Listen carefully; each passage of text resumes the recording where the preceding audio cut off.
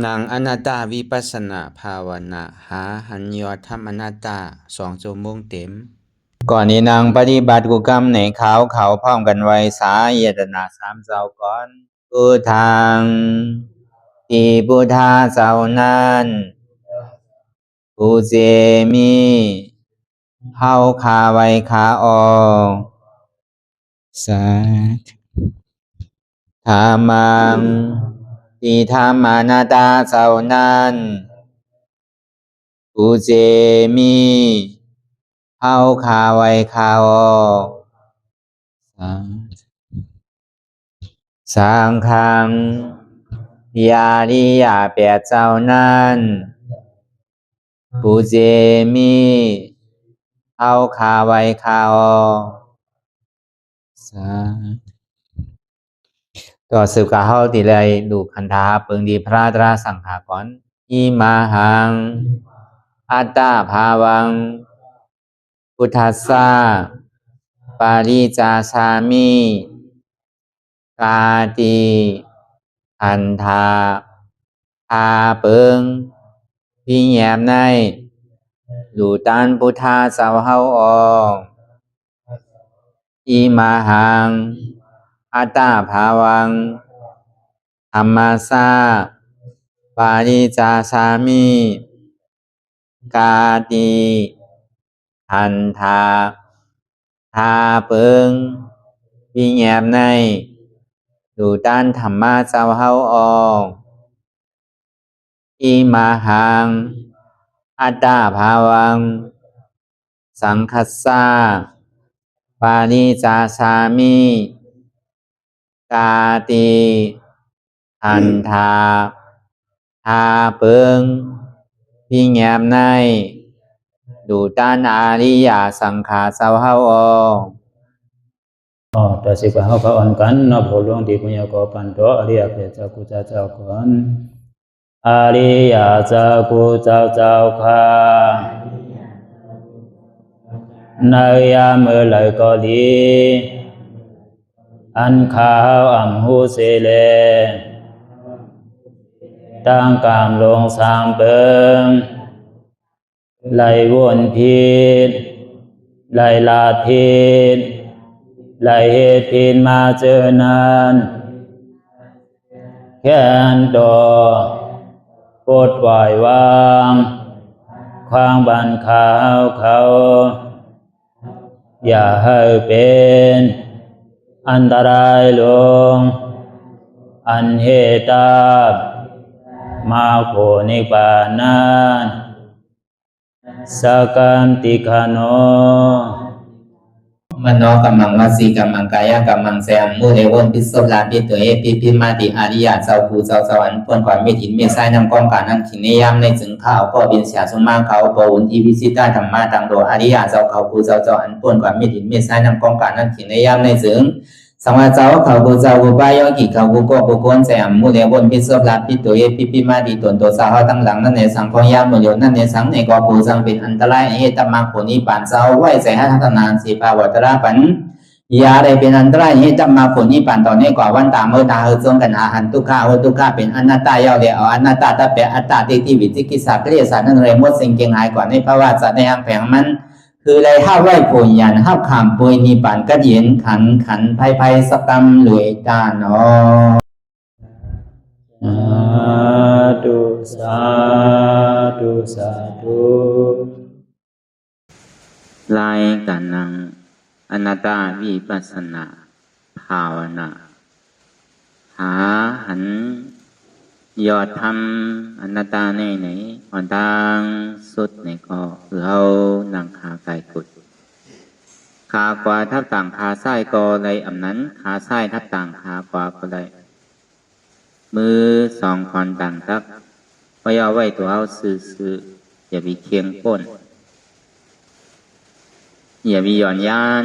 ก้นตีนก็อย่างในที่เขาลาหูเนอก็ดูยานปิญญาพอมือเข้าใจลีเอาอิดสร้างคือกำน้ำรับตาเนอเปิดได้ยานปิญญายักตัวที่มันนอวิญญาณธาตุใจเตียนผู้นั้นอ อันไหนเสียนั้นในที่มันพูดก่อเกิดขึ้นเป็นมานั่นเราหมอวางเป็นอนัตตาอะไรอ่อนต่างเฮาไปหันเจ็บไปหันทุกข์ข่าไปป่องใส่เนื้อหน้าตาเดือก็ด้วยตีลมถอยใส่เขาออกอ่อนต่างถอยใส่เขายาวยาวถอยใส่ออกยาวยาวถอยใส่เขาลึกๆถอยใส่ออกลึกๆเขาเกิดออกตายเขาเป็นออกลูกฟองเกิดเวียบตายไหนแต่ว่าเขาตัวหลอกหลายๆไปเนี่ยเขามีญาณตั้งหันสื่อใจญาณตั้งวนสื่อใจหันเฉพาะที่มันนำอุปเปิงไรเอาตั้งแต่ซี่โกต่อไปตินนั่นสองว่าเตียนเขาหันแหล่เตียนเขาวนเตียนเขาวนแหล่เตียนเขาหันนั่นคือมันงามกันคือมันคืดกันบางปอกมันวนมันหันบางปอกมันหันมันซ้ำวนบ่หันอยู่วนเนี่ยมันจังเป็นสมาธิจังให้เดือเขารับเงาเขานอนบ่วนอยู่ซ้ำหันในสมเอาสตินำนาอันวายามปิญญานำนานั่นอันเขาหันอยู่นั่นโดยได้วนซ้อมอันเขาตึกวนอยู่นั่นเนี่ยก็โดยได้หันซ้อมในหอเป็นยามปิญญานำนาวนซื่อหันซื่อหลาเนี่ยมันโดวนโดหันดีไรหันโตหันใจเจ้าเก่าเนี่ยก็เพื่อเขามีลองตั้งหยุ่มคิดหยุ่มเปิงไว้ว่าตัวเขาในมันคึ้มตัวเขาในเป็นสุขะตัวเขาในเป็นอัตตาเขาหยุ่มยำว่าเขาอุปเปิงพองำไรตัวเขาในอีเต้มันคึ้มมันเกิงมากูมือกูวันกูขิงกูข้าวยามสองมันเกิงหาตั้งเขาเกิงหาตั้งเป็นเกิงหาตั้งตายบอกว่าเกิงเนี่ยมันตึงบรินั่นน่ะก็อายะอาศักอายุเฮานำมาเนี่ยลองตั้งเท่ากับมาจ้อมมันเหมือนเก่าพอเท่าพอเก๋มายาวเนี่ยก็ย่อกาคนนำมาจ้อมตำนึนสุดมาเนี่ยก็ป่วนตั้งตายที่ได้ตายก็วันนั้นแหละห้อมจังคืดมันไหลพอมันสั่งไหลคืดไหลในจึงอย่าเพียมันเท่าอย่าเพียมันเป็นอย่าเพียมันตายหึงหนุ่มไว้เสะหึงเลิกเกิดไรคนเอาในพอเลิกเกิดไรได้กว่าอยู่ที่วันเมื่อคืนใหญ่หมดอ่ะใครก็ใครหางหลีหางเล่าหางงามใครก็ใครมังมีดดีเป็นใครก็ไรใครอูดีเมดีหมดอ่ะก็สั่งแรมไรล่ะก็เปว่ามันอุปเปิงพองมันไรแหละจองที่ว่ามันไรเหมือนหนังเสื้อพันวุดขึ้นกว่าตั้งเหนือกลางเฮาเนี่ยมันใครกัดตกที่ไรก็ตกอ่ะบางอันก็กัดตกหญ้าตีลินลีบางอันก็กัดตกหญ้าตีลินนำลีสองว่ามันเลิกเกิดไรก็กาเลิกเกิดไรอยู่เซต้าเนี่ยก็อันเท่าเกิดมาเป็นก้นมีเองการลักษณะ32เต็มทนเนี่ยแต่ว่ากามเท่าลีอันทางลีทางจ้าอันมังมีลีเป็นเนี่ยเท่าหลวเฮ็ดเอาเท่าหลวหาวใครทางลีซื้อหือเนี่ยกับปานพ่องยามเดี๋ยวเนี่ยก็มีเงินเนี่ยทางลีได้หมดอ่ะหลวมีเงินแกอันนั้นเท่าหลวเลยหมอเฮ็ดหมอหาวจังว่าป้อมีแห่งการลักษณะ32เต็มทนในส่วนไรส่วนเป็นของเฮาในทางห้างเฮาใครจ้างตื้อกำตราตาที่ได้มักไรโผเนี่ยก็มีตื้อตังถูกที่ไรมีปุนพรตาที่ไรสังว่าเฮากะเฮ็ดพิเตอร์อันนันตริยากรรม5ปึงนั่น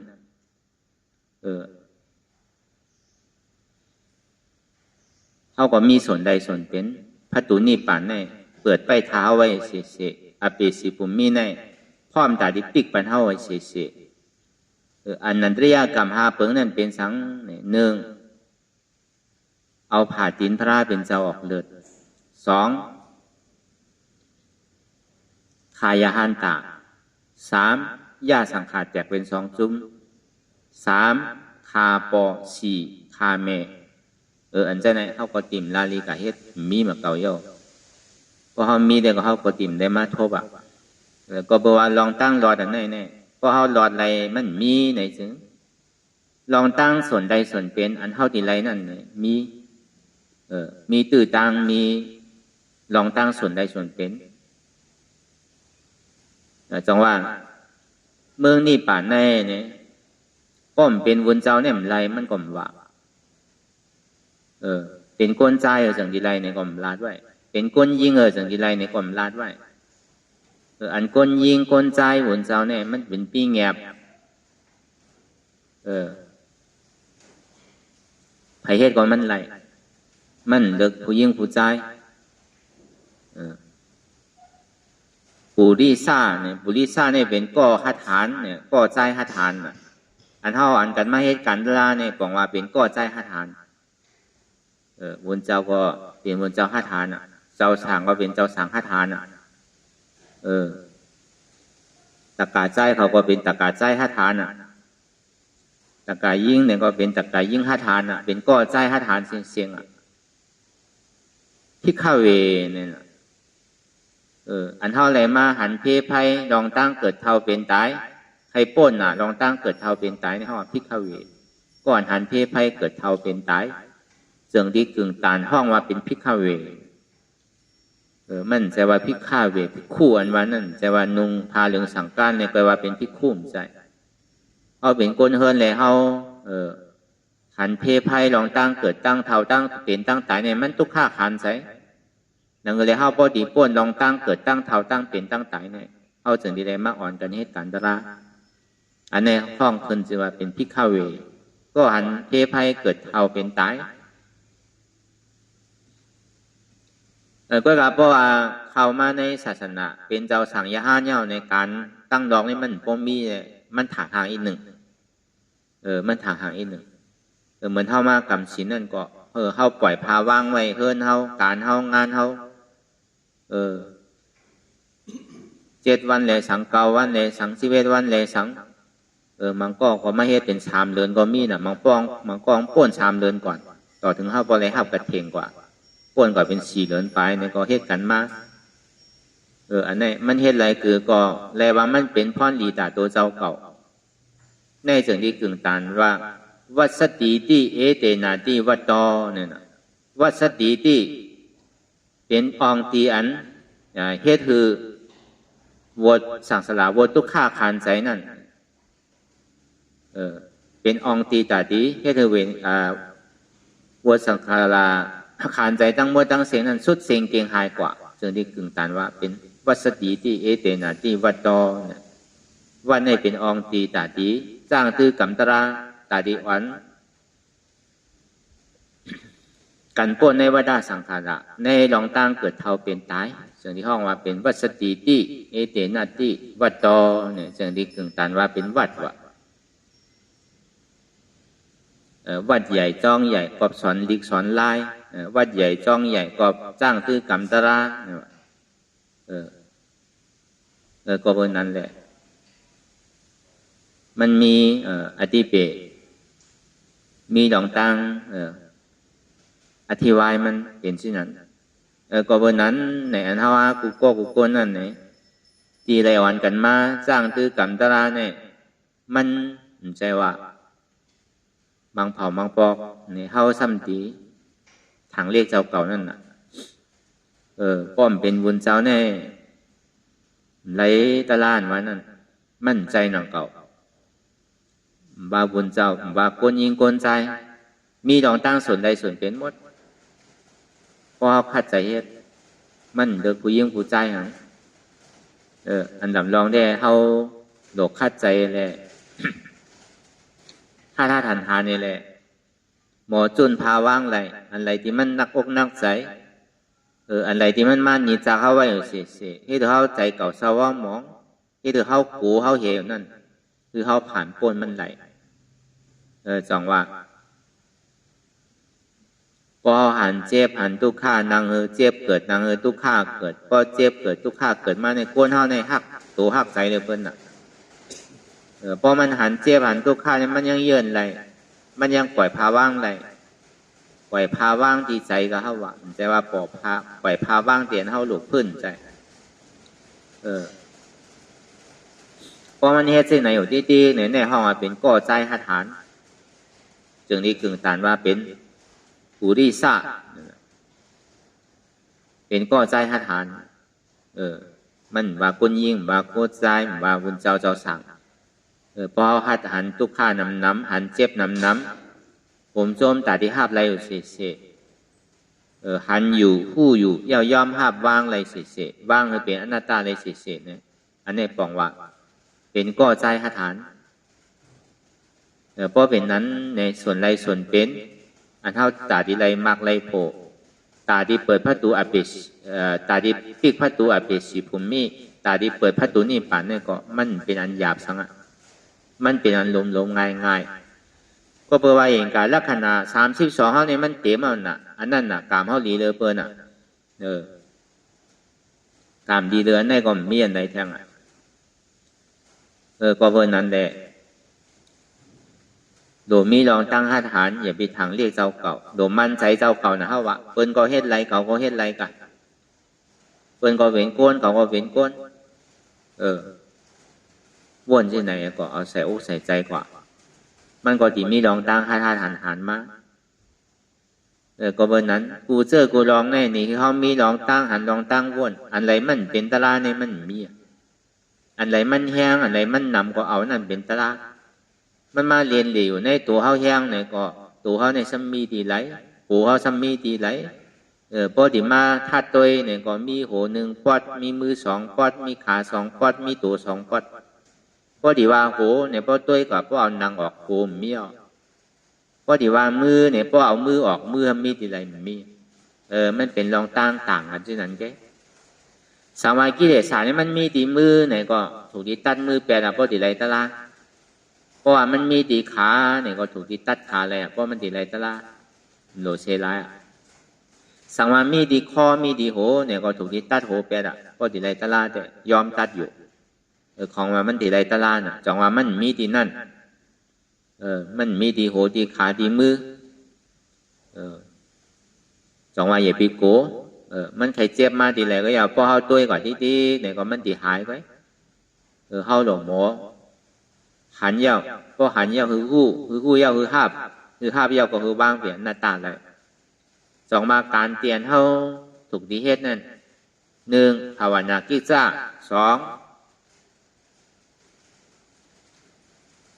ตัสนากิจจา3ปหานากิจจา4ซาสีกรณากิจจาเนี่ยมันเป็นการ4เปิงการนั้นเฮ็ดมันเต้มี3เปิงการนั้นมันถึงกว่าเย้าเนี่ยเป็นเปิง1การนั้นมันเฮ็ดในจังหวะเข้ามานั่งรับตาภาวนาเนี่ยนั่งชอกหาตัวมาเลี้ยวเนี่ยเพราะว่าภาวนากิจจานั่งรับตาตัวก็เพราะว่าป้อมมืนตาเนี่ยอายุมันนำมันหันไหลเจอไหลรองไหลสีไหลอันอายุเนี่ยมันกัดจับอันนั่นน่ะเพราะมันใกล้มืนตาใกล้เปิดตาใกล้มืนตาเนี่ยอายุมันก่อนนำจังหวะป้อนรับตาเย้าเนี่ยมันหันอันหนึ่งอันเลี้ยวกันน่ะจังหวะภาวนากิจจานางรับตาคือหันคือหาสังในคือหาเจ็บนั่นน่ะหาทุกข้าหาเจ็บป้อผู้เจ็บผู้ทุกข้ามาเย้าเนี่ยตัสนากิจจาสาวหาเหตุหักเงามันเจ็บเนี่ยมันลุกตีไหลมาจองมันจึงดีเจ็บนั่นมันลุกตีอันไหลเลยจึงดีเป็นเจ็บเป็นแก้นเป็นโต้งเป็นตอดมันลุกตีไหลมาตัสนากิจจาเนี่ยสาวหาเหตุหักเงามันพอตัวก่อนตัวมาเนี่ยพอมันเจ็บมาเนี่ยขาเจ็บเอวเขาเจ็บโกนเขาเจ็บต้องเขาเจ็บหูเขาไข้ใจเขาดีขาดเขาเจ็บหนักอันนั้นลุกตีนั้นมากตัสนากิจจาเนี่ยผู้เหตุหักเงามันเนี่ยลุกตีว่าก็เพื่อเขามีลองตั้งอยู่คิดวนคิดอยู่มามีโหมีขามีมืออยู่มามีตัวมีใจมีเจ็บลองตั้งวนพิดก็วนมาจอมว่าป้นนั้นคนหนึ่งบันเลยเพื่อนบันเลยค่ายบันเลยเปิดตาแดงมึนตาแดงมองขิงมองข้าวมองยามเลยกำกัดน่ะกำไม่น่ะใช่ไหมมากูเจอกูลอง เพราะหันเจิงนั้นยาวเนี่ยอ๋อตีเต้มันในเหตุหักเงาจ้องทุกขาเนี่ยเป็นอัตตาแล้วในซ้ำดีเลยเอาจื้อสืบกว่าก็หู้จักเหตุหักเงาจ้องมันยาวเนี่ยปะหันหน้ากิจ้าตัดขาดตีโหมีขามีมือมีโตมีใจมีเจ็บมีอุปเปิงพ่องมันไรอนัตตาเจ็บแกนต้องต่อเนสันอันเจ็บแกนต้องต่อเนสันนี่เป็นทุกข์อันผู้เจ็บแกนต้องต่อเนสันนั่นก็เป็นมโนวิญญาณผู้อันห้าวันเจ็บแกนต้องต่อเนสันนี่เป็นเวทนาทำ3ตัวเนี่ยเป็นเส้นตั้งตาดีกว่านิพพานอันเฮาหยุ่มคิดว่าเป็นโตเป็นใจเป็นเจ็บนั่นเฮาสำขึ้นมาเป็นลองตั้งหันพิษมาเป็นอันหันหมานแม่นเป็นลองตั้งอันวนพิษมาวนเป็นอันหมานแม่นมั่นใจโตมันเป็นอยู่มันสะพ้อเป็นละสืบเป็นสืบรู้แดกลายค่ายกว่าสืบเป็นสืบรู้แดกลายค่ายกว่ามันเป็นอยู่วิญญาณนั่นซ้ำเป็นละวิญญาณผู้ฮับว่าเจ็บแกนต้องต่อเนชานเนี่ยเป็นธาตุลมอันไม่กัดอุ่นหนาวเนี่ยเป็นธาตุไฟอันนักเบาอ่อนแข็งเนี่ยเป็นธาตุดินอันจู้ตุ่มจับยายจึมหยอดเป็นรูเนี่ยเป็นธาตุน้ำมันเป็นสภาวะธาตุดินน้ำลมไฟอันเท่ายุ่มยามว่าเป็นใจเท่าอันว่าเนี่ยมันนี้เกาเจ็บเกาแสบเกาไม่เกามีทำเป็นอะไรเป็นเวทนาธาตุเป็นทุกขเวทนาในกลางเกเวทนาและตัณหาเนี่ยพอเขายอมภาพไรเนี่ยก็เป็นอนัตตาก็เดียวพอเขายอมภาพไรเนี่ยก็เป็นตัณหาเป็นอัตตาพอผมยอมภาพไรก็ตัณหาความอยากใครเป็นเนี่ยเกิดขึ้นเอาหนักรู้เมื่อไหร่เจ็บดีหายเมื่อไหร่ดีถึงหิงขาเข้ายามเมื่อไหร่ทุกข้าดีสุดมาโขเนี่ยมันดีไรเมื่อไหร่อันเป็นวันไรตะลาเนี่ยเขาดีไรอยู่ห้าในเนี่ยจำให้โยมันเป็นถือไว้ล่ามกับกูเจอกูร้องนั่นน่ะมันเป็นเช่นนั้นพอเป็นเช่นนั้นเย้าในชื่อเนี่ยพอเขายอมห้ามอะไรทุกข์ใครเอาเนี่ยก็มันก็ตัดแปฏิตัณหาตัดแปฏิอัตตากำเดียวป้อมยอมห้ามอะไรก็มุงมองน่ะกำไหนมุงมองก็ป้อมุงมองก็เป็นตัณหาน่ะป้อปล่อยลองตั้งมุงมองก็มันเป็นตัณหาอันเฮามุงมองขาดลามไว้นั่นมันเป็นตัณหามุงบ้องอันใดก็ย่ออำหลวงมุงบ้องผลอาโจสุขานั่นสุขามันดีสุดเมื่อไหลเจี๊ยบดีสุดเมื่อไหลอัตตาดีตกเมื่อไหลตลาดีไรเมื่อไหลนั่นมันเป็นคอลำลองมันเป็นผลอาโจมันแกอันลำลองมันนั่นเท่าโดดเหตุทางเงาจ้องมันดีๆกะเหตุทางเงาจ้องมันนั่นเป็นสังหละเป็นอนัตตามันพูดป่อม่านอะไรก็มันเป็นอนัตตาดีๆเท่ากับจิตจับกับอันไรก็เดือเสทุกข้านี่มันมีอันไรเป็นอันทุกข้าก็เพิ่นนั้นแต่เท่าตีกับเสขิงเสข้าวเสยามนั่นแหละว่วนกว่ากาวากาเป็นทางกว่ากาวากาเป็นไหนเนี่ยมันตีเป็นเสขิงเสข้าวเสยามเพราะว่าทางกว่ากาวากาเป็นว่วนกว่ากาวากาเป็นในตัณหานี่เหตุการณ์นั่นมันตีสืบขึ้นตีได้กับเจปฏิสันติทั้งเอาก็ตัณหาเหตุการณ์เนี่ยก็อุปทานก็ขวาเอามุงมองใจจับจ้อยลองตั้งอันเจ้าเก่ามุงมองไว้นั่นใจติดใจจับใจจ้อยก็ใจติดใจจับใจจ้อยเอาก็กามเนี่ยก็เกิดก็กามเกิดเอาก็จาติจารามานานาเป็นที่ไหนกว่าที่ติ๊กปั่นมันจังยามจังซับแปดจังปล่อยแปดตรงวงรอบปฏิจจสมุปบาทนั่นไรจังว่าพอเขาจุนโตจุนใจจุนเจ็บแล้วเนี่ยก็ในห้องว่าอนุรอมมาอย่างตัณหาเนี่ยมันติดตกแปดพอห้อมจุนไรเนี่ยก็เพราะว่ามันปึงอิงเดือเสเวทนาอันตุกข้าอันเจ็บเนี่ยมันพอเจอใครมันใครทุกข์ใครยากใครหายไวๆใครปนไวๆตุกข้าเลยเจ็บเนี่ยตัณหามันเหตุการณ์เอาน่ะก็เพราะว่ามันมีลองตั้งเจอลองตั้งมือเกยสุขาเวทนาเนี่ยมันถึงมือเกยไว้เฉยๆลูกมันถึงสอหากูเจอกูลองกูเปิงมันก็ยามเป็นมายามใดปลายทุกข้าหาสุขามาอยู่มันก็สำคัญดีกว่าล็อกเก่าไล่เก่าไว้หนังเก่าจังว่าไล่ตาดิเป้มันไหลในอยู่กับทุกข้าอย่าพิโกทุกข้า อยู่กับสุขาอย่าไปติดมันเนี่ยเวลากำหนำเนี่ยพอเขาอยู่จอมสุขาเนี่ยเขาลืมกว่าเขาตันวนสังกรรมพอเยาว์นะพอเขาอยู่จอมทุกขาเนี่ยอารมณ์1 มินิก็พวกอ่านก็ตันเหมือนหนัง1 ชั่วโมง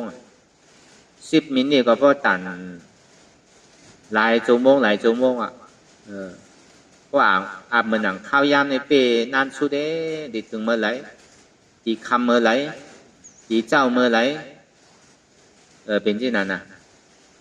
เพราะว่ามันมาทบยาเจ็บเอาเนี่ยยาตุกข่าวเนี่ยเหมือนหนังกลางวันเตียนมันเตียงไว้อยู่เลยอารมณ์เมื่อไรมันติดโต๊ะกลางวันเนี่ยเปไม่เพราะตันในตันเด้อมุงมองเหมือนหนังคือตาวันตกน่ะดีเต้มันเป็นพิงทุกมันอ่ะมันเกิดเพลินตังอยู่ยังก็ลูกกว่าแค่หนังเก่าตาวันนั่นใครมุงมองใครมันกึดใครมันตกก็มันถอมเขามันถึงเหตุการณ์ของมันไว้อยู่เสียอันนี้ก็เอาเหตุที่ไหนอะไรวนที่ไหนอะไรว่างที่ไหนเหมือนอันว่ามาเนี่ยอันนี้ก็มันเป็นลายหันลายวนอันถูกเข้าตีเหตุการณ์วิปัสสนากว่าแน่ก็ในลองเสียงก็ย่อลองทางก็ย่อ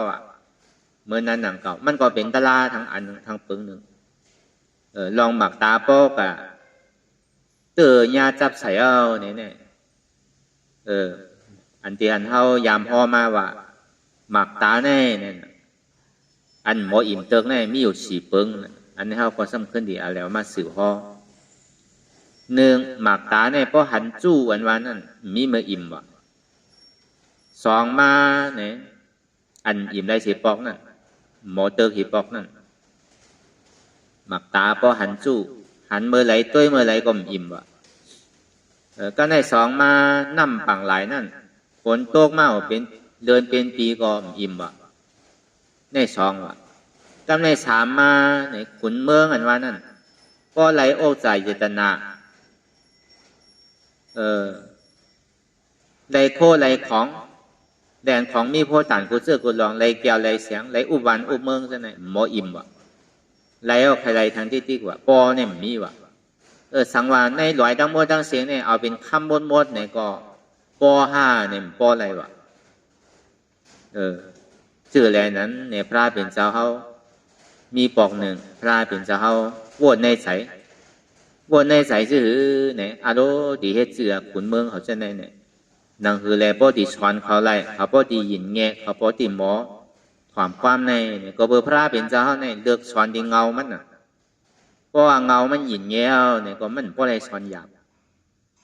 สองว่าเมื่อกาปานพระเป็นเจ้าเนี่ยคุณอคำประเสนตีกุศลมังเลยสังคุณอคำอาจารย์ตาชาเลยสังคุณอคำปิ่มปี้สาลาเลยสังเนี่ยพระเป็นเจ้าเป็นตะกาพระเป็นเจ้าน่ะพระเป็นเจ้าใกล้สอนเสยมันอาจารย์ตาชานั่นเลยสังสังว่ามันได้พิเตอร์อนันตริยกรรมได้เอาปอมันตายเนี่ยก็มันตีไรตลาถ้วยเป็นยาหันตานะเขาก็เปว่ามันกับเฮตเตอร์พิดไว้ปอมันเอาปอมันตายเลยเตอร์ใส่อนันตริยกรรมมันไรอะตลาก้อยกรรมไรตลาเสตาเนี่ยก็ลองตั้งหยุ่มย้ำศรัทธาเนื้อพระราเนี่ยมันในไรเอทากถา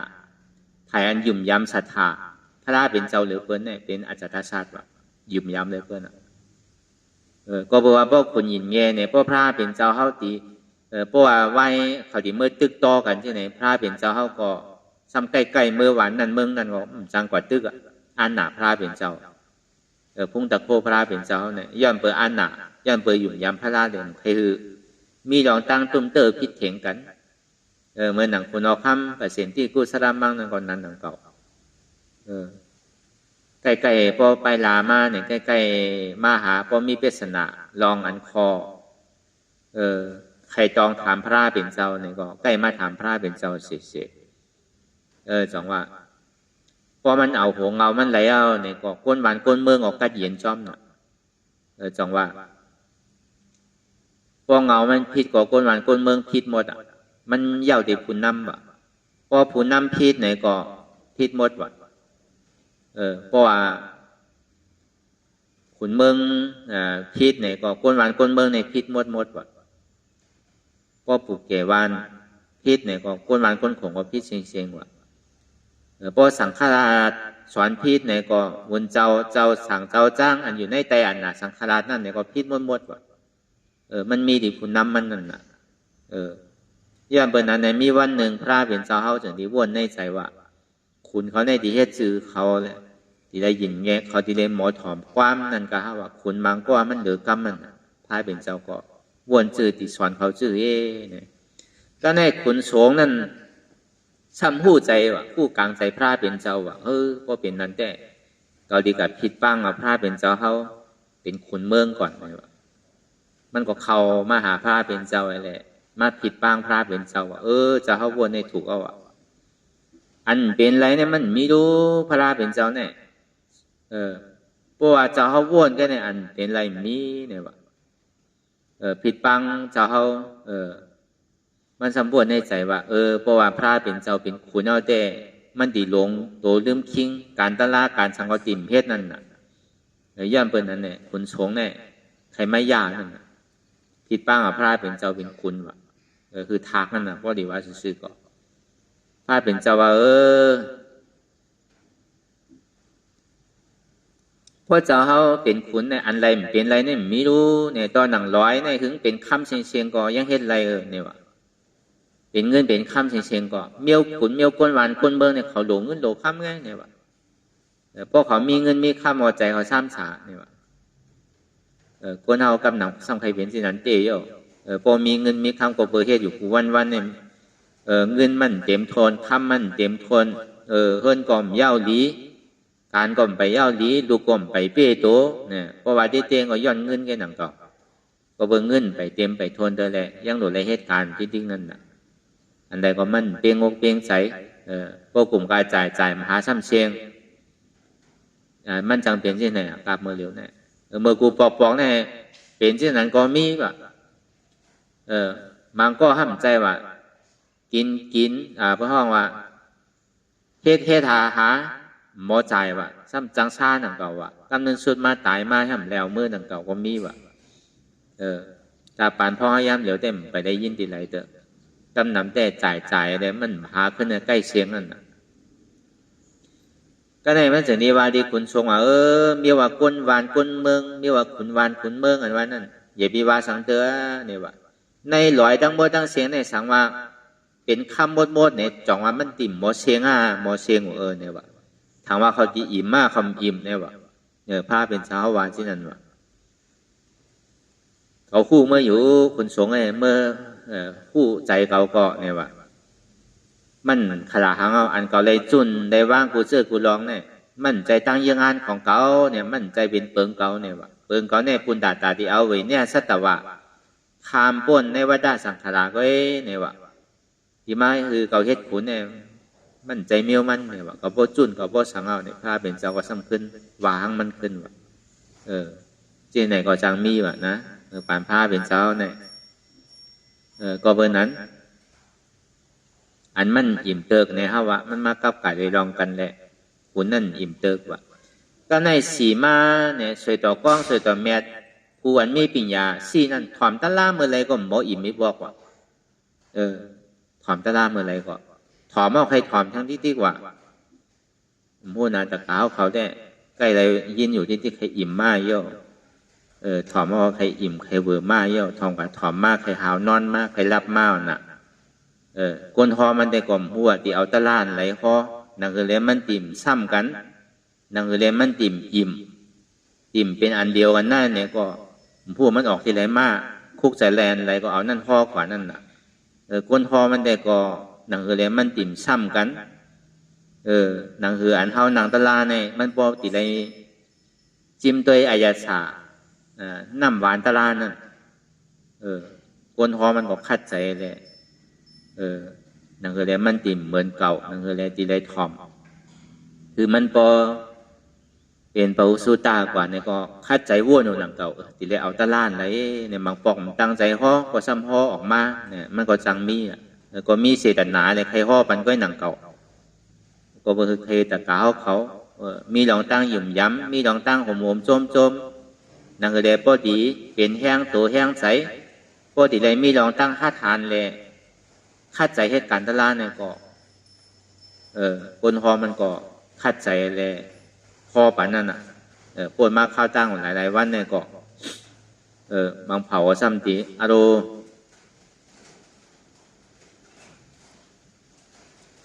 ตีมใครทอมมาเกาโยเป็นเช่นนั้นก็เฮาว่าก้อยกับคนฮอมันเนี่ยคัดใจฮอปันน่ะจังว่าอันความเมื่อไรก็หมออิ่มได้เป็นปัญญาชีวะตลาในถ่อมคือก็ตึกขึ้นกาบขึ้นปาหน่อยนางเกาตลาพระเป็นเจ้านั่นจังว่าเจ้าก็ยังงานถึงชื่อเนี่ยสัปปะตานังธรรมะตานังจินนาตีวะลองดูตั้งโมตั้งเสียงเนี่ยอันที่เม็ดหล่อนต้อนเกหรือดูตลาเนี่ยมีวะอันนี้ก็ไว้ใจอันไหนแหละจะมาห่อคือตะกาเขาดูสัปปะดูตั้งโมตั้งเสียงเนี่ยเหมือนหนังอันเท่าเลยดูตลาวะเขาว่าเหมือนหนังปานเจ้าอิสันตลาเฮาเนี่ยก็มันเจ้าก็ดูวันดูเมืองดูจ้างดูมาดูลูกดูเมดูกูเจอกูลองตัสสะปารามีตัสสะอุปปารามีตัสสะปรมัตถปารามีตัสสะปารามีอันว่านั่นดูโอกจากโกของเยตนะจ้างมาขายิงขาใจลูกเมวานเมืองจะไหนในห้องว่าตัสสะปารามีตัสสะอุปปารามีดูเองการลักษณะเจ้าเก่าหมากตาบนทะเลก็เอาไปนะเองการลักษณะเจ้าเก่าเนี่ยมันเสียหลายยอมจุนอยู่ได้ตัสสะปรมัตถปารามีสังวาเป็นทะเลอาสาสายใจเจ้าเก่าก็ยอมหลู่ไปนะอันนี้ก็เบอร์สังดูเพราะแต่นั่นแต่เนื้อก็เบอร์ทะเลตะลาวะก็เบอร์ทะเลเป็นผู้ท่าวะสองว่าไทยเซมว่าเนี่ยก็มันได้ถ่อมตะลาได้หาตะลาเนี่ยก็มันก่อมปองลูกเมื่อหนังมหาสวากาเขาเอาตั้งแต่เจ้าสารีวุตตระเจ้าโมกขลานเจ้ากรณียาเจ้าวัดทัตติยาเจ้าวัดป้าเจ้าอัสสจิเจ้ามหานามเขาอัครสวากาสองเจ้ามหาสวากา80เจ้านั่นก็เปิดเลยถ่อมตะลาบนน่ะจึงที่ไรตะลาหมักตะลาโผตะลาก็เปิดนั้นในพระเป็นเจ้าวาไว้ว่าในธรรมะปัตตานะสัปปะทานังธรรมะทานังจิตนาติสัปปะราสังธรรมะราสังจิตนาติอายาสาอันหวานขึ้นเหมือนหนังนำทำคำสอนพระลาเนี่ยมีวะอายาสาสังก็เย้าวะอันนี้เขาว่ายังอ่านอันนี้เลยเขาขอถึงดีเลยมาขัดใจมาจ้างคือกำตะลาแล้วก็กับกาโดยรองอันหมออิ่มเตอร์คีปอกนั่นก็เขาว่าเด็ดป่อเป็นมาตะลาเนี่ยมันก็ดีมันดีเป็นก้อนภูทนสีนั่นเป็นก้อนภูทนหนึ่งก็ตุกข่ายย้อนมันก็เปลือหมักตาเนี่ยพวกหันจู้ห้ากันว่าเนี่ยอิ่มเติกเนี่ยนะตัวเมื่อไรก็อิ่มอันตัวเจ้าเก่าหักนั่นตึกดีตัวอยู่เสียวะก็ในกับกายได้ลองในก็ห้าก็ซ้ำขึ้นเอาปืนนางปตาสาลีนางปตาสาลีนั่นก็เปลือหมักตานั่นน่ะก็เปลือพิงทุ่งเมืองกะลาเนี่ยมันมีอยู่หลายทานหลายจันเพราะว่าเป็นเครือขุนจะได้เอาขุนขึ้นเพราะเป็นเครือปุงหน้าจะได้เอาปุงหน้าขึ้นเพราะว่าเป็นเครือผานจะได้เอาผานขึ้นวะถ้าว่าเมื่อหนังเครือพระราเป็นเจ้าเขานั่นเขาสืบกันวะเขากัดสืบเปิ้นวะเครือเขาดอกเครือเขาสืบกันนิดๆวะเขากัดสืบเครือเปิ้นวะจังหวะพระเป็นเจ้าเขาขึ้นมาเลือกเกิดที่นั่นก็เปิดวางมือกาปันพ่องย่ำนั่นเพราะว่าเป็นขุนเมืองไหนเพราะคำสืบเครือเปิ้นเนี่ยบอกว่าเป็นขุนแจดวะอันนี้จังหวะพระเป็นเจ้าเนี่ยพอดีมาแจกเนืองในขุนเจ้าเครือเนี่ยก็มันกะล่อเจ้าเครือเปิ้นเป็นเจ้าเครือขุนเชียงเอาตั้งแต่ปู่เขาตั้งแต่มอนเขามานั่นมันกะสืบเจ้าเครือเปิ้นเครือขุนเนี่ยเครือขุนเนี่ยเอากันขึ้นอันนี้ก็เปิงหนึ่งก็ในสองมาพอดีว่ากับกายได้ลองปุงหน้าเนี่ยก็ปู่อันพระเป็นเจ้าก็ซ้ำออกเป็นเจ้ายาเซ่และอันเป็นเจ้าติวิลานะอันนั้นเป็นเจ้ายาเซ่พอดีว่าเป็นปุงหน้าเนี่ยก็ซ้ำใจเป็นเครือปุงหน้าก็ว่าย่าก็เป็นเครือขุนที่อันแจดจางอยู่รายแหละพระเป็นเจ้าเขาในอะไรกับเลือกเกิดที่เมืองกับปีลาวุธนั่นก็ปูว่าเมืองเดมันใหญ่วะไว้กับเครือเขาเนี่ยความสืบเปิ้นก็เปิงมือข้าวย่ำนั่น เปิ้นยกยองเจอคือว่ะเป็นคือแมทคือทอดว่ะพวกเกิดที่นั่นอยู่ไรก็มันมีตีอันที่อันเสียนนี่กำเดียวนะที่พระเป็นเจ้าเขาเกิดนั่นอยู่ไรก็คุณก็ตีถังเรียกพระเป็นเจ้าก็ถังเรียกไรก็เบิกขุนกูวันกูเมืองเนี่ยมันคือพระเป็นเจ้าเขาว่ะพร้อมก็พร้อมกันนาว่ะเมืองเขาได้เรียกไว้กับพร้อมกันเป็นกูเขาตึงวันตึงเมืองก็เบิกเขาพร้อมกันแหละก็ดีเอาเคยยาเสียวะเคยปุ่งหน้าวะนี่ครับเคยปู่เคยบ่อนก็สามารถเป็นปุ่งหน้าเป็นเจ้าติวิลาอยู่ก็เป็นที่นั้นในลองตั้งเจอเคยพระเป็นเจ้านี่มีดีที่กำเดียวเหมือนหนังปุ่งหน้ายองอามพระเป็นเจ้านั่นอยู่ไรเลยปุ่งหน้าเขาก็ย่อมห้าวกว่าไล่เดียวอ่ะหอมถังเรียกพระเป็นเจ้าเสื้ออันเป็นคุณเขาในกล่อมถังเรียกพระเป็นเจ้าอยู่ไรพระเป็นเจ้าเข้ากว่าสั่งสอนตะลาเนี่ยก็ก้นในมันเข้าใจง่ายก้นนอนในพ่อเป็นขุนในหมาหน้าใหญ่ลูกคือเขาเนี่ยเจ็ดจังโอ้เนี่ยพ่อมาถอมตะลามันเข้าใจเอาเนี่ยก็เบอร์นั้นก็เข้าว่ากับไก่โดยรองอันนั้นในก็เหมือนหนังนั้นหนังเก่ามันกับไก่กันเลยเข้าถึงดีเอาปืนนางปตาจารีมาใครคือเขาปอป่องแจงเลี้ยงใจกว่าก็เบอร์นางปตาจารีเนี่ยพอถึงขิงขาข้าวยำอายุว่าสักในเต็มมากน่ะมันเป็นข้าวยำหรือเดนะเฮิรนว่ะก็ในปอเขาเมเขาซ้ำหาปันนั่นน่ะที่มีอยู่เยอะพวกเขากาปันพ่องยำเดี๋ยวก็พอเป็นขุนเหมือนกันในสังเป็นสะเทเหมือนกันในสังเนี่ยมันใกล้เอาก็เอากูพอเมหาปันเนี่ยใกล้มีน่ะเมืองอินเดียเมืองกาลาเนี่ยมีต่อถึงเมืองเดียวอ่ะไหลนั่นเขาขึ้นสืบกันขึ้นว่ะมีมเอาผ่านว่ะผ่านเนี่ยปันเอามีว่ะเพราะว่าขุนปุ่งหน้าก้นผ่านเนี่ยเป็นจันท่านั่นเมื่อนั้นหนังเก่าก็ในอันก็โปรเมเขาสืบปันถ้ามันตีหางจ้าโยก้นใจก็นั่นปอนั่งประดับจาดีเขาโปรเมเขาสืบปันนั่นมันเป็นขิงขาข้าวยำถูกดีเจนาหอต่อเฮิรนเยาเลยมันก็ซ้ำไรหมักตาตัวหันก้นใจมันเนี่ยมันก็ตีเล่าไว้ว่านั่นก้นใจมันทางดีไว้ว่าก็เบิ่มหมักตากับหันนั้นทางดีแหละใจติดใจจับอันก้นอันจอยเหตุการณ์เขาที่เฮิรนนั่นว่าก็ผู้ใจคนนั้นพอเป็นนั้นเยาเนี่ยก็ในมันซ้ำดีกับหันอันก็โปรเมเขาสืบปันกะมันทางดีกะมันดีทางจ้าไว้กะอยู่ไรก็มันเจอกันนะเพราะเป็นนั้นเอาก็มันเจอที่บอกเตียนก้นแจนเขาเป็นจู่กันนั่นพอสู่หาเขาก็เมื่อผูกมาข้าวยำเจ้าเนี่ยสู่หางแห้นมากพอสู่หาเขาก็เอาเขามือเลยเขาไปมือจอมกันห้อมใครกว่าห้อมหักอันก็โปรเมเขาหาปันนั่นห้อมใครไรอะไรวะพอเป็นเช่นนั้นเอาก็จู่มันอันเป็นก้นใจนั่นมันก็หางแห้นเตกับในเจ้ามาพอหางแห้นมาเอาเนี่ยก็เขาก็หลักไปกับจอมกันของซ้ำอยู่วันนอกหน้าปังตุกคาลูกพอเมื่อยเอาก็นางประดับสาลีทำเป็นนางสะเทอ่อนเนี่ยไรเหตุเหตุการณ์ในปอกน่ะก็ในพอเมื่อวานเขาเมืองเขาก็เมื่ออยู่เด็ดเย็นมีสังก็สังขายอะไรก็ขายกันอันนั้นนี่แหละเฮ็ดอยู่จอมเช่ากันกว่าเฮ็ดไทยเฮ็ดสน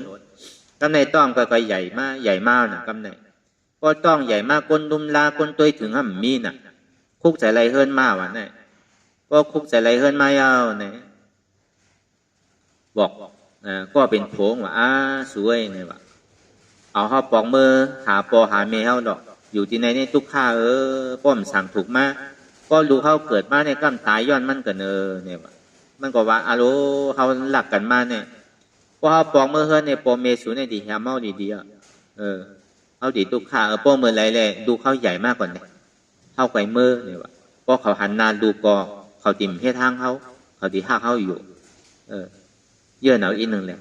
มันก็เลือใจหนาเนี่ยเยื่อไรเลยพอมันเยื่อไรเอาเนี่ยก็มันก็ปลายออกมาว่ะก็เนี่ยพอมันปลายออกมาเอาเนี่ยก็โผงมาตั้นมันว่ะตั้นขึ้นมันเนี่ยแหละเอาเกิดกายก้อนหนึ่งกันเนี่ยก็เกิดก้อนหนึ่งเอาเนี่ยก็อยู่มาซ้ำจับต้องมาทางว่ะจับต้องมาทางกล้องว่ะซ้ำตุกข้าโลอยู่วันนอกหน้าปังเนี่ยมีก้นดุมล่ามมีก้นตัวถึงน่ะซ้ำเป็นลูกสะเทโลยามตุกข้าโลคุกใส่ไรปอเมมาทางว่ะกำนั้นก็เป็นนั้นก็เมื่อชื่อก็เขาติเมื่อเกิดตีวันตีเมืองเขาอ่ะเมื่อเกิดตีปอตีเมเขาอ่ะชื่อก็พวกเขาหันดูเขาแต่เขาไม่ทางเขามันก่อนผอมโผมันในแลลูกออกกว่าว่ะกำนั้นก็ในข้าวยำนั่นโผ นซ้ำแห้งรวมซ้ำแห้งนี่แหละกว่าอยู่ที่เถินที่ป่าตีเหนื่อยกับกึดดื้อไว้ทีนั้นก็ในผงปอกมาเฮือนเหี่ยวจากนี้ถามคนในวานเขาว่าเมียเขากว่าแรงไหนนะมันออกกาวเอาบ้านลุกมาเนี่ยมันก็แลนกว่าเนี่ยกับคืดว่ะป้องกับคืดว่ามันซ้ำอยู่มันเกิดลูกตีในเถินในป่านั้นก็เกิดแล้วเนี่ยมันจากนี้บอกโค้งว่าสู้เขากัดหนาสู้กว่าหาพื้นหาสังมาสุ่มไพ่เขากัดหนาเมียวานคนเกิดลูกใหม่เนี่ยมันดีกัดนั่นน่ะเพราะเป็นนั้นยาวเนี่ยก็มันจากนี้กว่าหาพื้นกัดตัดพื้นแหงอันตีอยู่ไว้ตีเนื้อจุมปกว่ะตัดกว่าตัดมาเนี่ยงูเห่าซ้ำออกมาว่ะก็งูเอาออกมาซักมันตายไปตีนั่นเนี่ยว่ะมันก็ไปอยู่ตึงวันตึงคืนก่อมมาน่ะโหมันเป็นสังคมห้วยเนี่ยว่ะกว่าตึงคืนก่อมปอกมาเนี่ยก็ได้ป้องกัดซ้อไต่ไข่ตัวเนี่ยโผงตายไปนั่นงูซักตายตีนั่นเนี่ยก็โผงตายจังเฮ็ดเสือวัวตะยาวก็อะไรมากกันขนาดเนี่ยมันก็จึงดีหาไว้ไม่ไว้สังก็เอาตาเอาผมไว้ก็มันก็จึงดีเอาลูมาเนี่ยแหละมาหวานมาเมืองมันกำนันพอมาหวานมาเมืองมันยาวก็เปิดวันขึ้นนั่นเหมือนฝนแห้งรวมแห้งนั่นเลยน้ำซ้ำนองว่ะกำนันพอน้ำนองยาวเนี่ยมันดีเอากว่า2 ก้อก็ซ้ำจังเพราะเป็นนั้นก้อนใหญ่เนี่ยเอาไว้พังทางผังหนึ่งก็อันเรียกเนี่ยมันดีอูเหมาเมื่อนั่นนะก็เบิ้ลนำคนลึกกันมันเดี๋ยวเอาขี่คลองเมื่อนั่นก็ได้เพราะว่ามันยางขึ้นกว่าถึงยางเข้ากันในกลางน้ำเย้าเนี่ยก็ในนกพุ่งไอ้ซ้ำบินมาว่ะก็ในนกพุ่งบินมาเนี่ยที่มาซักเอามันตัวดังเน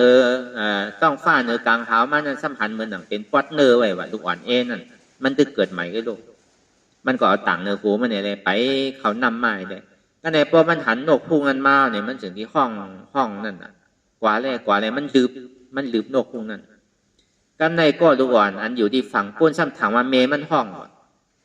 มันก็เนี่ยเขาไม้เลยซึ่งเมมันห้องเนี่ยมันก็ถามว่ามันห้องที่นะเมงหึงกว่าทั้งปุ่นว่ามันกว่าถอมของเป็นลูกอ่อนก็ไปเขาไม้ก็อย่างเขานำมาปัดท้องกว่าก็จมน้ำตายไปก็ปีนั่นก็กำในก่อนน้องมันเนี่ยก็ตึกเอาต่างไว้ที่ค่อยเลยนกเนี่ยก็สมาเอากว่าไรกว่าทั้ง2 ก้อเพราะเป็นนั้นเนี่ยก็มันก็มีพยานน่ะผูก็ตายลูกก็ตายครับเนี่ยมันก็ไปมาเข้าวันเขาโขงมาเป็นน้ำหูน้ำตาหายห้องมาไปยองเตอก็เนี่ยเพราะเป็นสิ่งนั้นมาเนี่ยเคลื่อนมันเมื่อคำขึ้นวันนั้นก็เปิดว่าลมแห้งฝนแห้งไหนแหละน้ำในสัมผัสท้องเอาเคลื่อนเขานั่นจมลงเป็นอะไรปองก็ตายเมมันก็ตายปีไอมันก็ตายว่ะก็ในพออันนั้นเนี่ยก็เพิ่นจะที่เอาออกไม้เอามาเผามันก็จึงดีกะถามว่ะกะถามซื่อเพิ่นสะเทก็ในสองมันมีติไรหันเอาลูกเมื่อวานนั่นก็เปิดลมแห้งฝนแห้งหนาแลน้ำทองเอาเคลื่อนเขาไอ้แลปั้งลูกฝนกว่าเลยเอาเขาตายหมดเอาเนี่ยว่ะเพราะที่นั้นเนี่ยเอาหัวใจกีไปแล้วอ่ะก็เบิร์นยังตึกเป็นเนื้อเลือดใหม่นะตึกเกิดลูกใหม่ๆก็รู้เอามันหย่องไปแบบนั้นนางประตาสาลีเนี่ยโผเก๋าลูกเก๋าปอเก๋า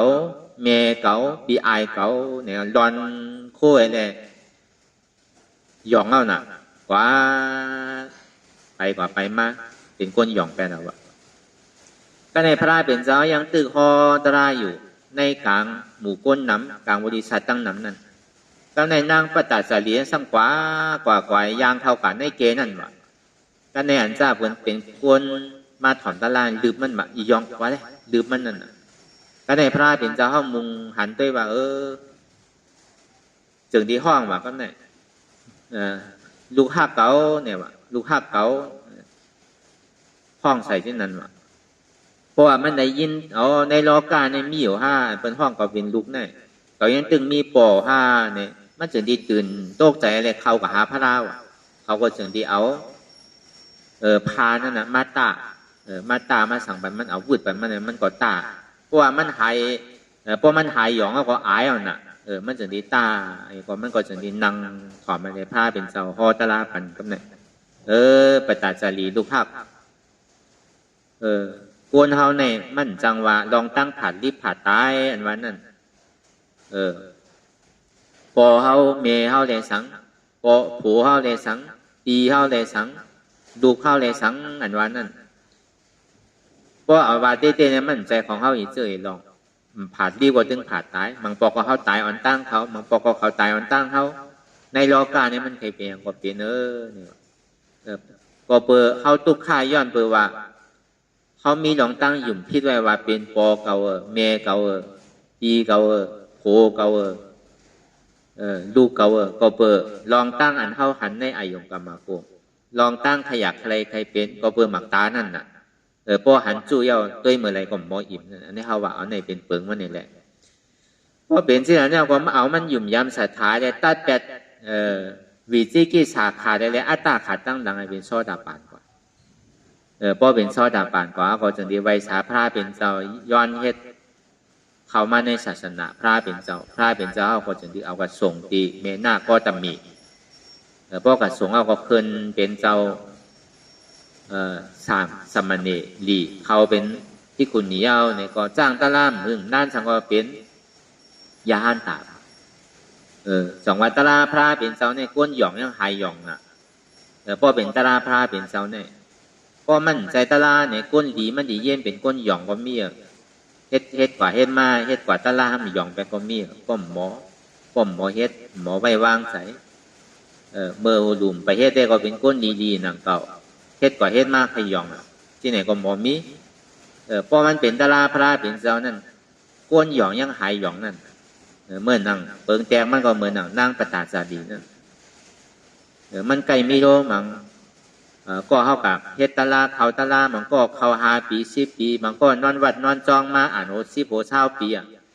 ถามว่ารอบ5 ปีเกะทำน้ำขึ้นถามว่าต่อชาติยอมในซ้ำน้ำขึ้น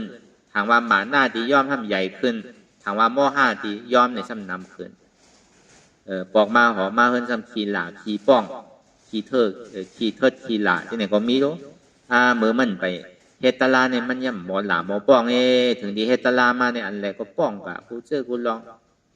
มันก็ไกลมีน่ะนั่นเนี่ยมันกว่าเส้นตังมันผิดเปิ้นเฮตตาลาเนี่ยเปิ้นโหลล้อผ้าเกะเพราะเปิ้นเฮตตาลาเนี่ยผู้มีศีลมีธรรมเนี่ยหมาหน้าโลเกะล้อผ้าโลเกะต่อชาโลเกะอันในสมัยเหตุการณ์ตาลาล้อผ้านำเลือเก่าต่อชามใหญ่เลือเก่าหมาหน้าได้ที่ใหญ่เลือเก่าม.5 ซ้ำใหญ่เลือเก่าอันใดผิดอันใดถูกก็หู้อันใดเป็นสมาธิอันใดเป็นวิปัสสนาเส้นตั้งอันเท่าดีกว่านี่เป็นหือพอเห็นเมียวนั้นเมียวในตีได้กว่าซื้อหือก่อมปองแสงแรงใจเช็ดจ่าเป็นอันไหลเช็ดจ่าตะล้านว่านั่นเป็นอันไหลก่อมหู้กลุ่มกาวาอมซบอมเปล่าเส้นนั้นแค่น่ะอดีเป๋มันเป็นหือก่อมหู้เปิ้นกว่าก็ลาลีกว่า1ก็เปิดเท้าย่อมจังให้ถือก้มเมื่อก็อายลูกอายล้าน2มาเยืองเปิ้น3มาเปิ้นใกล้ๆห้องน่ะก้มเมื่อก็ไม่ได้กูเป็นบาง4มาใครเปิ้นอ้ามที่ไหนก็มีน่ะกำนำเนี่ยมันเป็นที่นั้นพอเฮาใครได้ศีลได้ธรรมเตได้ตั้งใจตั้งข้อผู้อาโจมันเตได้มือมันก่อมพิษผู้อาจองมันเฮ็ดในก็มันก่อมพิษผู้ได้เฮ็ดนั่นน่ะมันพิษติ๊กๆอย่าไปถามว่ามันพิษคนเฮาในกำนำมันใกล้วาวะก็เปิ้นเฮาผู้รู้เฮ็ดนั่นพิษเดียวเนี่ยมั่นใจอันเฮาผู้นั่นน่ะเฮาเฮ็ดก็พิษติ๊กๆพอเฮาผู้เนี่ยเฮาติ่มเฮ็ดก็เปิ้นเฮาผู้ได้เฮ็ดก็เฮ็ดแล้วก็พิษติ๊กๆพอผู้ตานที่พิษนำก็พิษเจนั่นน่ะเหมือนเฮาใกล้ว่าหมากหินก็มันเผาไผ่ไว้อย่างแหลงพอเฮาผู้ว่ามันเป็นไผ่อยู่มันไหม้อยู่เนี่ยสิไรยับอยู่ซ้ำดิไรเฮ็ดซื้อยับมันก็ดิไรมีลอกลายมันนั่นน่ะดิไรเอาพาใส่5ดิเอานำโหดอีก1 5ดิแล้วไม่เขียว5ตึ้งก้างเอามือกับยุบเน่มไรน่ะก็มันผู้เนี่ยแต่ของหมากหินกันได้มันก็หยาบพังเนี่ยเข้าก็เอามือกับยุบก็เรียบร้อยเอาของมันเป็นไผ่ลูกไว้เอาน่ะมันเผาไผ่เอาดูมือหลานโมเดลก็เปิ่มผู้น่ะก็เฮ็ดอยู่ก็พิษอยู่ผู้เลยเฮ็ดในพิษนำหรือเสียนผู้จังว่าป้อมใจในเฮาถึงใกล้ว่าของเฮาผู้เนี่ยเนาะมันไปหางย่อมันพิษเดียวของเฮาผู้โลเนี่ยน่ะแค่พิษว่านั้นก็เพิ่นนั้นแหละคือเฮาวนทัดสางด้วยดีๆอันใดที่เฮาเฮ็ดพิษเฮ็ดเปิงเฮ็ดลองตั้งดีอย่ามีกันนิจักอาศักสายใจเปิ้นอย่ามีการลักเอาโคของเปิ้น อย่าไปกะกดลูกกดเมเปิ้นอย่าไปกะว่ากำแปดกำแหลนอย่าไปกะกินเหล้าเมายาจังไหนก็เฮาเฮ็ดลองตั้งหลีนี่คือหลอดอาแปดตั้งพิษตีเกศสุดมันเนี่ยก็คือมันหลอดสินหานั่นน่ะคือมันหลอดสินหาอะไรก็แค่มาว่าสินต่างเสื้อต่างรองได้เฮาว่าเด้อเพราะเป็นเช่นนั้นไหนเฮาเฮ็ดอันใดก็เฮาป้องแจงแรงแจงนั้นกู้โสเนี่ยมันมีน่ะเพราะเฮาใครกู้โสเด้ๆเนี่ยอันใดได้มันติ่มกว่านี่จากหนังคือแล้วมันติ่มเป็นอาแปดตั้งพิษนั่นเนี่ยก็มันเดิกเฮ็ดไรอยู่เพราะเฮาใครนาในตาแต่เพราะใครในตาแต่มันจังว่านะเพราะใครในนาในตาแต่เนี่ยก็อันไรชื่อเสียงเปิ้นดื้อหลัง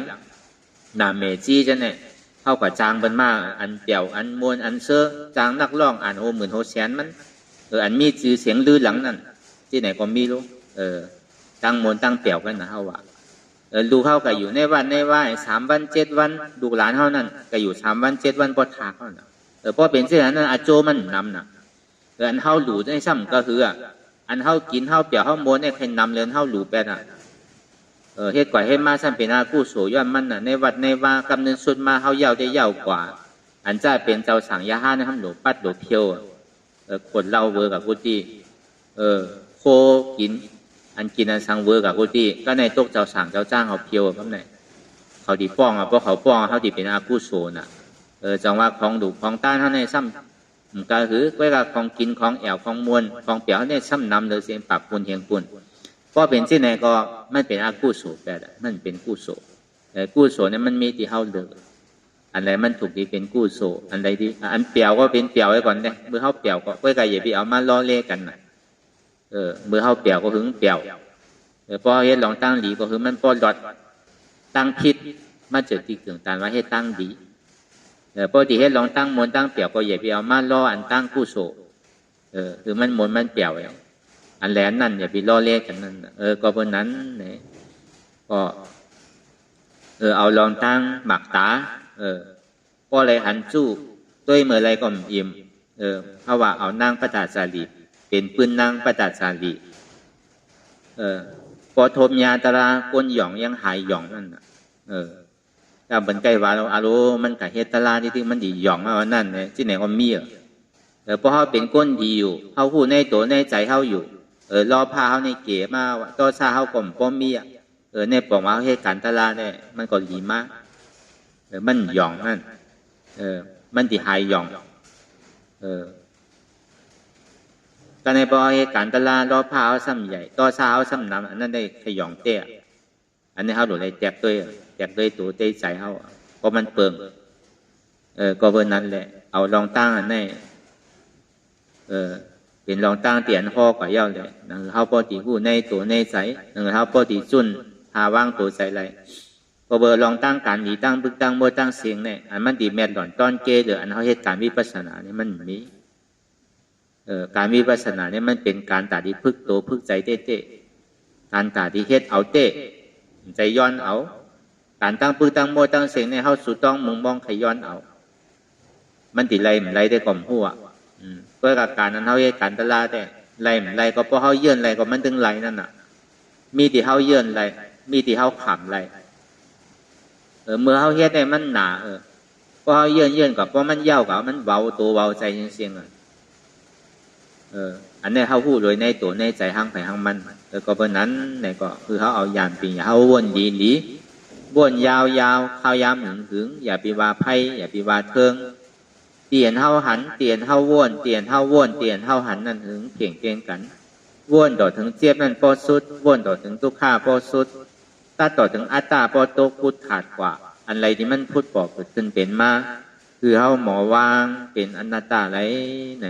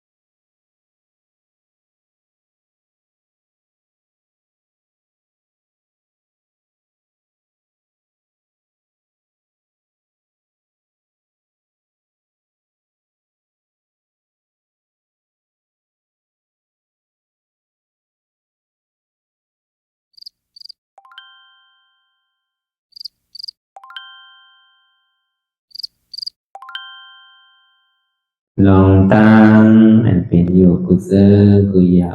ย้ายข้องคำไว้ที่ใส่หูถอดถอนออกที่ใส่หูมันออกเสียงก่อน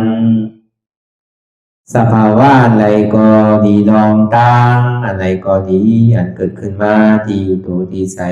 ที่เจ็บสนั่นถอดถอนออกที่ใส่หูมันออกเสียงสภาวะยุคธาตุสี่เปิงสนั่นเจ็บเย็นโตกอดเนตสั่นไหวโคมไต่ไม่กัดอ่อนแข็งสู้ตุนทรัพยายจึงอยากเปลี่ยนดูสภาวะยุคธาตุสี่เปิงสนั่นตีหนังธาตุกว่าผู้ทรัพย์ตีอัตตากว่ายึดว่ามีโตมีใสมีเจ็บสนั่นเอาบ่วางเป็นอนัตตาไหลลองแสนพ่องปิวอยู่อันเฮาว่นลึกว่นเลยอยู่เป็นเดิมเป็นลาวอยู่ซึ่งในสาวถอดถอนออกตีใส่หูมันออกเสียงก่อนยอมกึดยอมออกยอมลงอันเฮ็ดให้เฮายินดียินให้เสื่อมอารมณ์เสื่อมถึงใสถึงคอไว้ตีมันยืดไว้ตีมันเป็นทุกขานั้นควรปล่อยวางออกที่ใส่หูมันออกเสียงก่อนลองเสื้อเป็นทุกข้าเลยลองย้อนถึงใสหลายๆอย่างมันเกิดขึ้นมาตีตัวตีใสตีเจียบสนั่นควรวางย่อเสียก่อนก่อยค่ายย้ายลายหนึ่งพื้น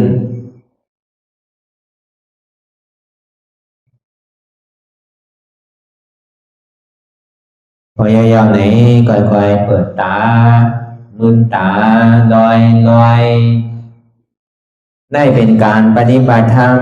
โคตรอายธรรมอันเกิดขึ้นที่โตที่ใสที่เจ็บอันนั้นโคนหาเหตุหาเงาพระจองทุกขันนั้นต่อสิ่งการในเฮาที่ได้ส่งเมตตาถึงวิเนยสัตวะทั้งหมดทั้งสิ้นก่อนอิดาเมปุญญังอาสวะคายังนิบานังวาหอตุมาปุญญาภากังสเปสัตตาสมาลาพันตุอีตังเมปุญญังอันเฮาคาไลมาตือกรรมปฏิบัติวิปัสสนาภาวนาหาอันยอดธรรมอนัตตาในอาสวะคายังเปียนันถาสัพตัดเตนาสวะสีเปิงเสียวแลนิพพานังตีนิพพานันขอดูให้ถึงเสกัมติคามาปุญญาภากังพรดีอันคามานังวิปัสสนาภาวนาทรงยืนปันสเปสัตตานังเอวปอเมสลาญาติกาดึงเคเจอเคได้ก็แลจากว่าสัตวาทั้งสิ่งดังดวงนั้นสมาลาพันตุอะไรพรดีนำกันตั้งเฮาคา ตังสิงสกัมติคาโน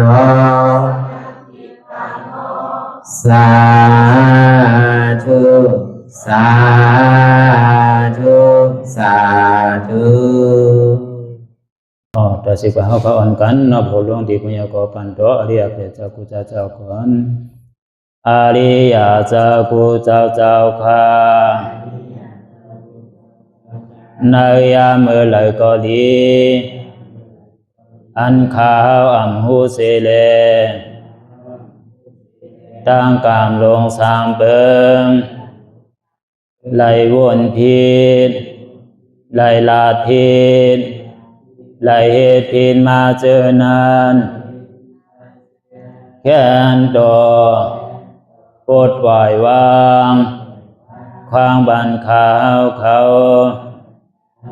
อย่าให้เป็นอันตรายลงอันเหตุตามาโผนิปานันสกัมติคาโนมโนกัมมังวสีกัมมังกายกัมมังแสมมุเรวนพิศลาปิตัวเอพิมาติอาริยะเจ้าภูเจ้าสวรรค์พ้นความเมตินเมสายนำกองการนั้นขินนิยามในจึงข้าวก็เป็นเสียสมาเขาปวุนทีวิสิตาธรรมะตังโดอาริยะเจ้าเขาภูเจ้าสวรรค์พ้นความเมตินเมสายนำกองการนั้นขินนิยามในจึงสังวาเจ้าเขาภูเจ้าภูบายกิเขาภูก็ภูคนแสมมุเรวนพิศลาปิตัวเอพิมาติตนตัวสาวตั้งหลังนั่นในสังพยามโยนั่นในสังในกอภูสังเป็นอันตรายเหตุมรรคผลนิพพานเจ้าไหวใส่ให้ทัศนานสีภาวตระปันยาได้เป็นอันตรายให้จำมาผลนิพพานตอนนี้กว่าวันตามเมื่อตาเฮจงกันอาหันทุกข้าทุกข้าเป็นอนัตตาเยาเดียวอนัตตาตาเปอัตตาติวิจิกิจสักเรียสารนั่นเลยมดสิ่งเก่งหายกว่าในภาวะสัตว์ในอังแผงมันคือเลยห้าไหวผลยันห้าขามปุยนิพพานก็เย็นขันภัยสกรรมรวยตาเนาะสาธุสาธุ